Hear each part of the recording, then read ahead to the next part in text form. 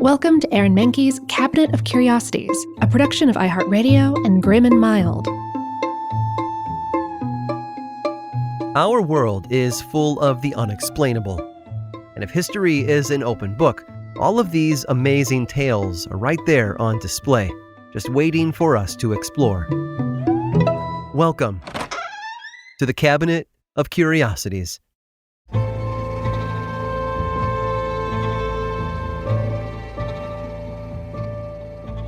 Look around and you're likely to find quite a few traces of ancient Rome persisting to this day.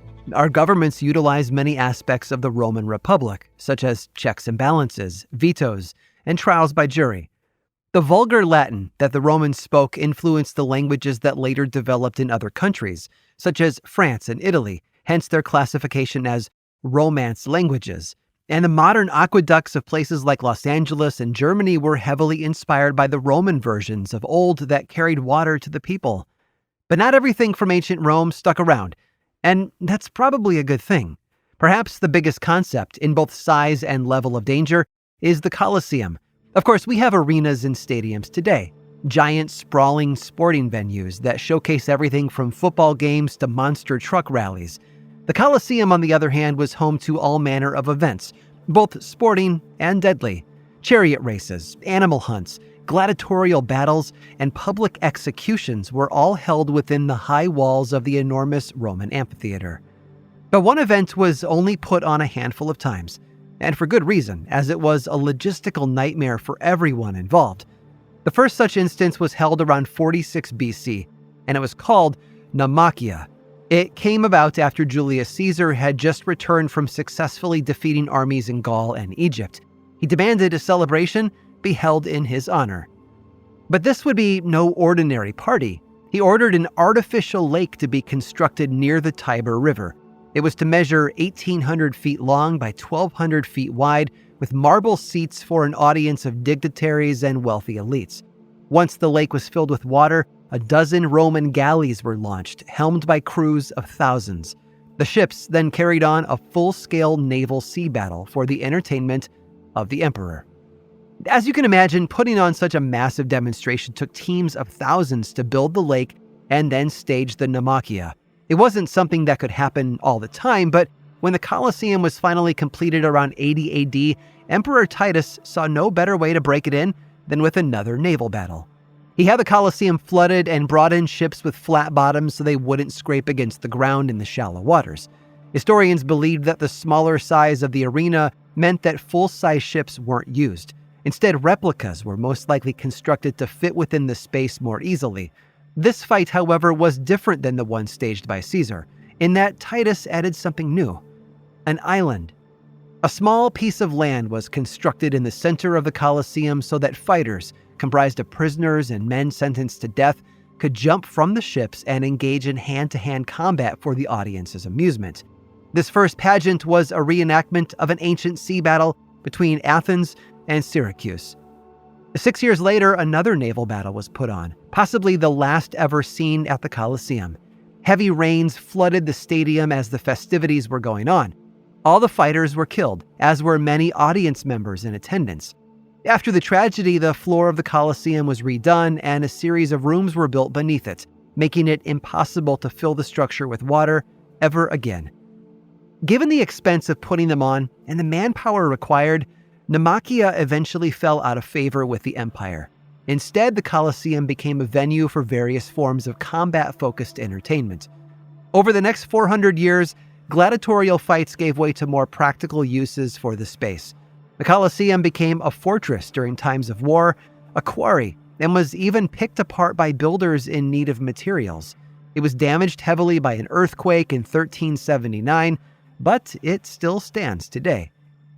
The Roman Coliseum is considered one of the new 7 wonders of the world, alongside the Great Wall of China and the ancient city of Petra in Jordan.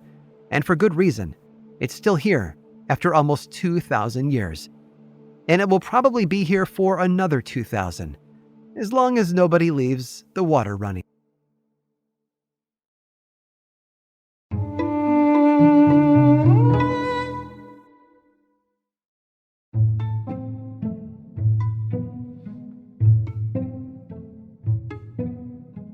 When we think of the great characters of mythology, we think of Greek gods like Zeus and Athena, or the Norse gods such as Thor and Odin. But mythology isn't something that only lives in the past. Turn on a television show or open up a book written in the last 100 years, and entire worlds of modern mythos are open to us. From Narnia to Middle-earth to Westeros, these places and characters were created from minds that could not let them go. It wasn't about fame or fortune, but of creativity and inspiration. Well, except for one. One of the most famous characters we know today started out as a gimmick, but quickly grew into a beloved hero for children and adults all over the world. And it all started with one man, Roy Thomas Jr. Thomas was born in Jackson, Missouri in 1940. He grew up an avid reader, mostly of comic books, and even wrote and illustrated his own to hand out to his friends. As he got older, he attended Southeast Missouri State University, graduated in 1961 with a Bachelor of Science in Education. Thomas was a history major with a teaching degree, the perfect combination for someone who wanted to create modern myths for young readers. But he couldn't make and publish books on his own for a living. Instead, he moved to New York City, where he got a job as an assistant to Mort Wessinger at DC Comics. Mort was editing Superman books at the time and invited Thomas to work for him for a few weeks to see how things went. Long story short, it was rough. Mort was difficult to work for, with Thomas often returning to his hotel at night in tears. He knew that he wanted to work in publishing, but this wasn't it. So he wrote to the editor-in-chief of another publisher. The funny thing about that letter, however, was that he didn't ask for a job. He merely gushed about his love for the work that publisher was doing and offered to buy the man a drink, hoping for the best. Meanwhile, Roy had an iron in another fire waiting for him, a fellowship to study foreign relations at George Washington University in Washington, D.C. Even if things didn't work out in New York, at least he had a backup plan. But he didn't need it. The editor-in-chief of the other publisher had received his letter and called him up for an interview. Thomas headed over to their offices to take a writing test and was almost immediately hired as a staff writer. He bid Mort farewell, declined the fellowship from George Washington University, and started a career that would change his life, and eventually, the future of entertainment. Thomas was given a desk, a typewriter, and a job punching up various titles around the company. He stayed there through the 1960s and well into the 1970s as other writers departed for greener pastures. The company wasn't doing well, especially in international markets, and they were in need of a new hit. He then took over as editor-in-chief in 1972 when the man who had hired him became the head of the company. As part of his duties, Thomas was required to come up with new ideas on how to boost circulation. It was while looking at the sales numbers when he got an idea. About 5 to 10% of their readers lived in Canada, but they didn't have a character to call their own. Almost every popular title was based in the United States. So Thomas set out to give his neighbors to the north someone to cheer for, and of course, to spend money on. He started thinking about animals as a basis, specifically Canadian animals. Moose weren't particularly heroic, and badgers came with a negative association due to the name being a synonym for annoying. But there was another creature, one with sharp claws, that was known to attack beasts much larger than itself without question. That provided the perfect foundation for a brand new hero, one who got his big debut in 1974 against the Incredible Hulk.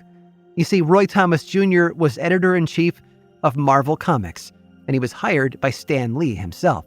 He helped create a brand new character to boost sales in Canada, an adamantium-clawed, cigar-chomping mutant from way up north who changed the face of comics forever. I'm talking, of course, about Weapon X himself, Wolverine. I hope you've enjoyed today's guided tour of the Cabinet of Curiosities. Subscribe for free on Apple Podcasts or learn more about the show by visiting curiositiespodcast.com. This show was created by me, Aaron Mahnke, in partnership with How Stuff Works. I make another award-winning show called Lore, which is a podcast, book series, and television show, and you can learn all about it over at theworldoflore.com. And until next time, stay curious.